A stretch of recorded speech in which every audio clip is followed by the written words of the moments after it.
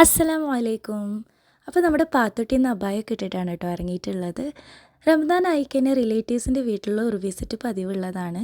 അതിനു മുന്നേ ആദ്യം തന്നെ ഷോപ്പിലൊന്ന് കയറി പി വിക്ക് ഇവിടുന്ന് എന്തോ എടുക്കാനുണ്ടായിരുന്നു. പിന്നെ പി വി എന്ന് പറയുന്നത് എൻ്റെ ഹസ്ബൻഡാണ്. ഹായ് പറയോ? ഹായ്. ഇത് പക്കത്തെ പാർലറിലെ മാനേജറായി നമ്മുടെ സ്വന്തം മണിക്കുട്ടി. ഇൻട്രോ കൊടുക്ക് മണിക്കുട്ടാ.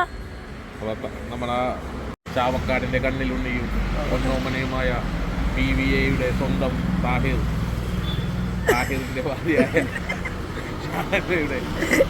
താഹിറിനെ കാണിക്കട്ടെ. താഹിറിൻ്റെ ഭാര്യയായ ഷാൻബയുടെ പുതിയ യൂട്യൂബ് ചാനലായ പേരെന്താണ്? സ്റ്റോറി.